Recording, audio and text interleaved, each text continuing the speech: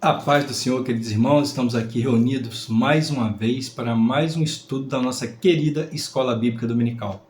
Eu sou o presbítero Elenilton e nós vamos estar passando junto por mais esse trimestre estudando essa revista.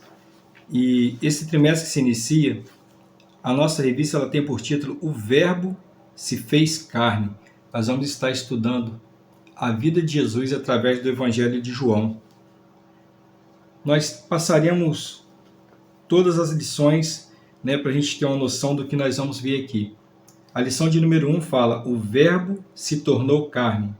A lição de número 2, o novo nascimento. A lição número 3, a verdadeira adoração. A de número 4, Jesus, o pão da vida. A de número 5, a verdade que liberta. A número 6, o bom pastor e suas ovelhas. A lição de número 7, eu sou a ressurreição e a vida. A número 8, uma lição de humildade. A número 9, o caminho e a verdade e a vida. A número 10, a promessa do Espírito. A número 11, a intercessão de Jesus pelos discípulos. A número 12, o julgamento e a ressurreição. E a lição de número 13, renovação da esperança.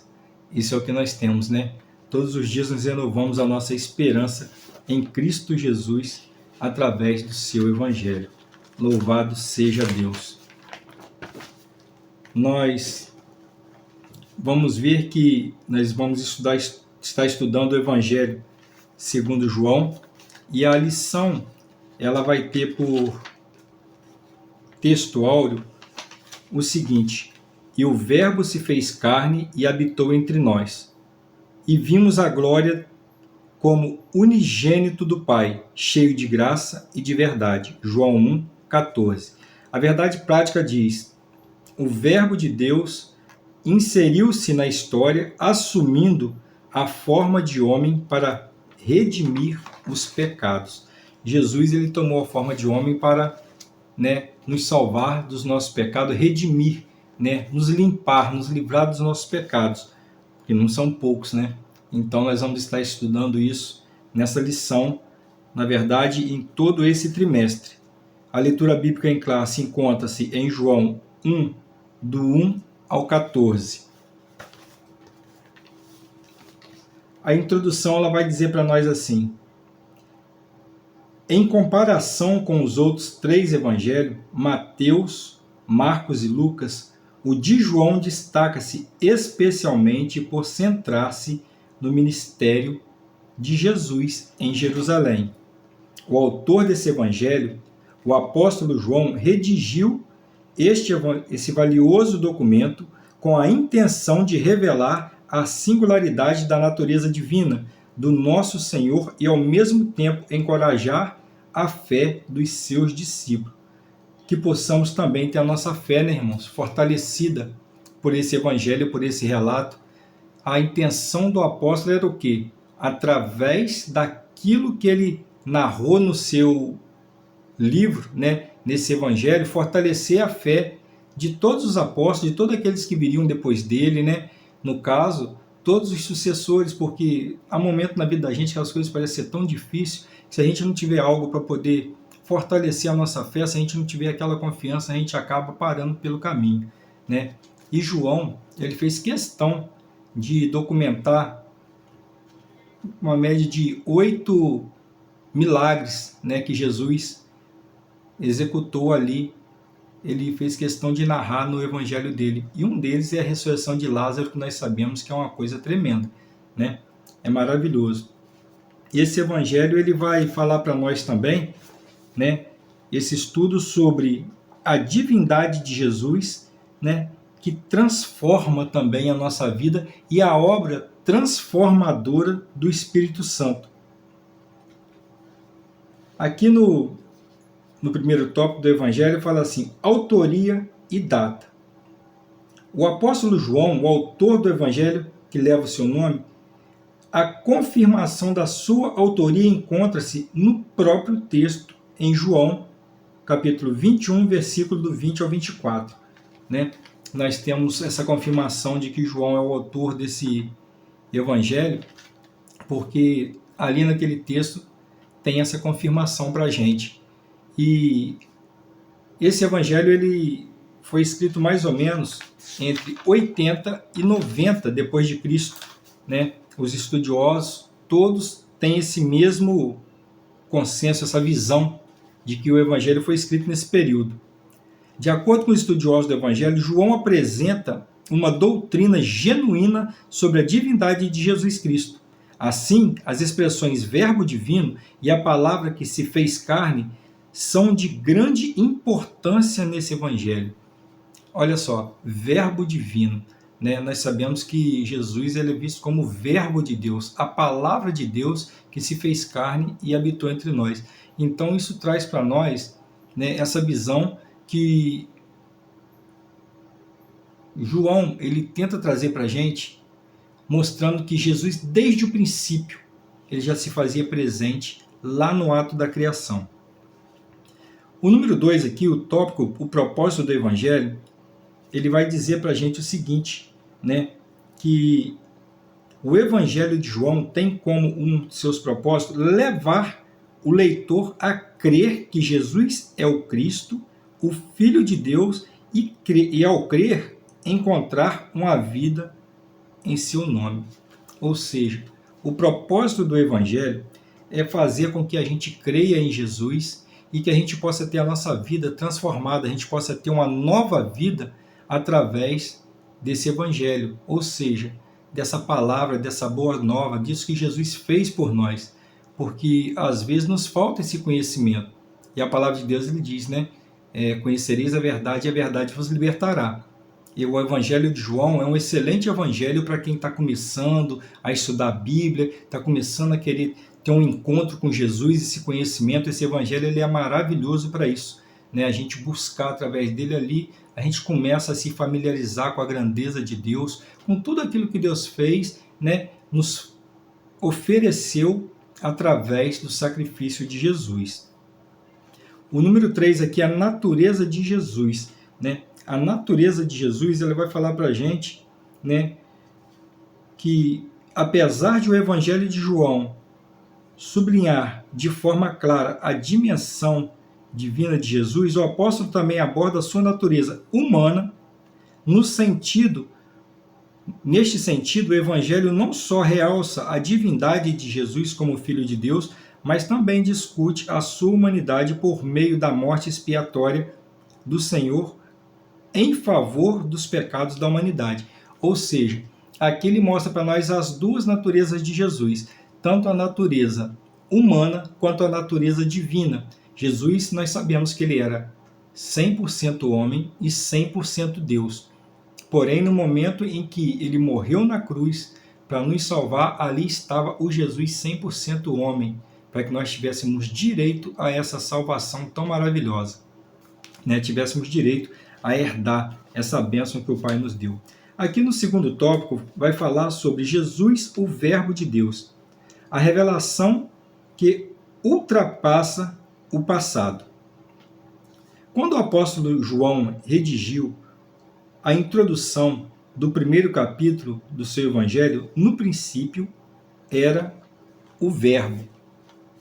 É provável que tenha como referência a Gênesis 1:1, aquilo que nós já falamos, né? Ele, quando redigiu isso aí, ele já estava lá citando Gênesis, porque a Bíblia vai dizer para nós lá em Gênesis, capítulo 1, versículo 1, que no princípio era o Verbo, e o Verbo estava com Deus, e o Verbo era Deus. Ele estava com Deus desde o princípio, e nada do que foi feito sem ele se fez, né? Então, Jesus ele participou da criação de todas as coisas, desde o princípio, né? Ele estava lá no princípio e veio, né, futuramente para que a gente tivesse direito a essa salvação. Ele veio encarnado como homem, né? A natureza fundamental do Verbo, no tópico 2 aqui. Tal como Deus é eterno, também o Verbo o é. Mais adiante, em Apocalipse, o apóstolo descreve o Verbo como o Alfa, o Ômega, o princípio e o fim. Diz o Senhor, que é, que era e que há de vir, o Todo-Poderoso. Louvado seja Deus. A natureza fundamental de Jesus é o quê? Ser eterno. Jesus ele estava no princípio, ele está hoje e vai estar eternamente. Nós temos essa palavra, né, para nós na carta aos Hebreus. Jesus é o mesmo ontem, hoje e será eternamente. E isso a gente não resta a menor dúvida.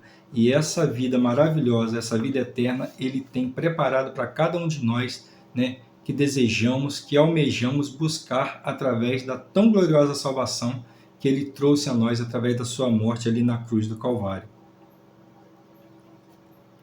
O número 3 aqui diz o seguinte: no princípio era o Verbo. Nesse sentido, a forma mais adequada da gente compreender o termo relaciona-se com a maneira pelas quais Deus se manifesta ao ser humano. Assim, o conceito mais apropriado para Logos encontra-se em Jesus, que representa a expressão da divindade, a revelação de Deus. Ou seja, no princípio era o Verbo. O Verbo é a palavra de Deus, né? E esse Verbo se fez carne, tornou uma relação humana conosco, para que a gente pudesse, né, receber essa salvação tão maravilhosa. Porque se Jesus ele não tivesse verdadeiramente vindo em carne, nós não teríamos direito à salvação, né? Esse sacrifício não seria aceito. O número 3 aqui, a encarnação do Verbo, a manifestação do Verbo e a luz do mundo. João identifica Jesus como o Criador de todas as coisas, mediado pelo Pai através do poder da sua palavra. A seguir, João faz uma distinção entre luz e trevas. As trevas simbolizam a obscuridade espiritual provocada pelo pecado. No entanto, Deus enviou João Batista para testemunhar e programar sobre a luz. A verdadeira luz é Cristo, que foi anunciado por João Batista, mas que os homens decidiram rejeitar. Ou seja, Jesus ele é a luz do mundo. Ele veio para tirar do nosso meio as trevas. E que trevas são essas? É a falta de luz, essa luz aqui que pode apagar e ficar tudo escuro de repente? Não, não. É a treva do pecado que habita dentro de nós. Até Jesus chegar na nossa vida, a nossa vida com certeza é um tipo. Mas quando Jesus ele entra, a nossa vida é totalmente transformada, totalmente mudada. Por quê? Porque aquela treva que o pecado traz, aquilo ali já sai. É imediato. Você pode estar na maior escuridão que for. Quando você acende uma vela, apenas aquele pontinho daquela vela faz toda a diferença em meio a toda aquela escuridão. Jesus ele é assim na nossa vida. Quando ele chega, toda aquela treva que tem na nossa vida ela é dissipada. Por quê? Porque a luz verdadeira que veio ao mundo chegou. E é essa luz que João Batista veio anunciando, né? E que João, o apóstolo amado, fez questão de relatar no seu livro. O número 2 aqui, o privilégio de nos tornarmos filhos de Deus.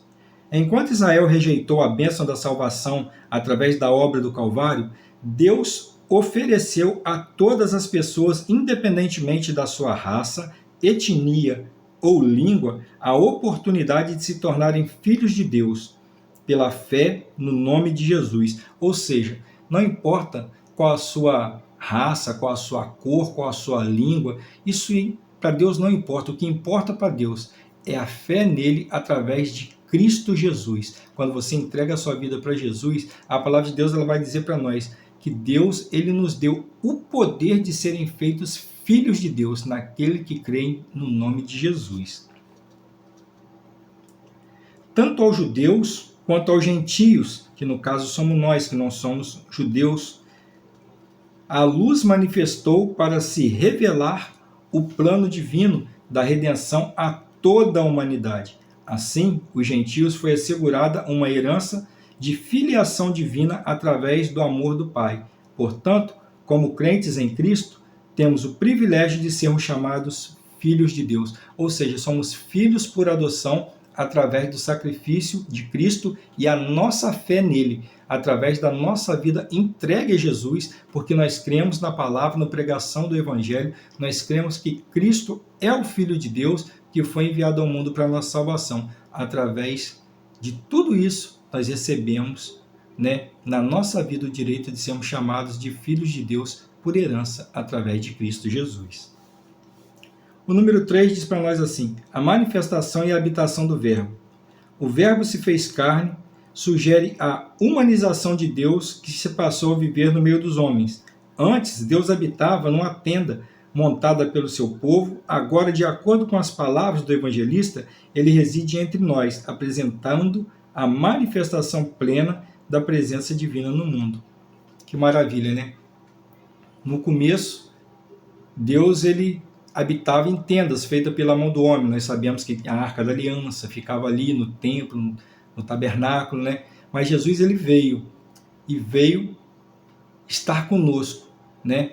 E hoje a Bíblia diz para nós que quando Jesus morreu lá na cruz, o véu do templo se rasgou ao meio, né? Não existe mais, né, aquela separação que existia.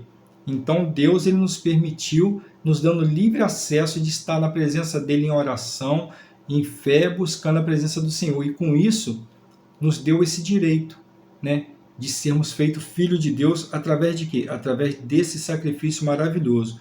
Porque Jesus veio e se tornou humano, né, em carne.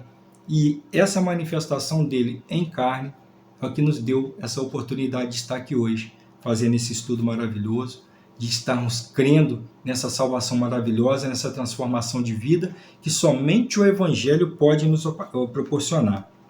A conclusão ela diz assim: nesta lição tivemos a oportunidade de iniciar um estudo de João, mostrar a sua relevância e o seu objetivo na vida da igreja. Observarmos que a revelação sensível de Deus, a sua intervenção na história, tornam o Evangelho de João uma obra única do Novo Testamento. Em João, entendemos que a encarnação do Verbo trouxe luz plena àqueles que crescem. Assim, através da fé em Jesus, somos denominados e feitos filhos de Deus. Tudo isso nós somos denominados e feitos filhos de Deus através desse Evangelho maravilhoso, né? Que nós possamos crer, né, nessa palavra maravilhosa que Deus ele tem. Nós fizemos aqui um resumo muito breve da nossa escola bíblica dominical para você que às vezes não tem o tempo de estar lá na escola bíblica dominical por um motivo ou por outro, mas é essa aqui a base dessa lição. Eu convido você a estudar o Evangelho de João, né, porque esse trimestre nós vamos estar estudando esse Evangelho. Dá tempo tranquilo de você ler, pega aí a sua Bíblia e vai estudar no Evangelho. E cada vez que a gente trouxer esse resumo para te ajudar no seu compreensão da palavra de Deus, eu tenho certeza que vai acrescentar algo mais na sua fé, na sua vida, né? E eu vou ficar muito feliz de você deixar um comentário aí embaixo e dizer o quanto Deus tem te abençoado através dessa palavra. Fique com Deus, que Deus te abençoe.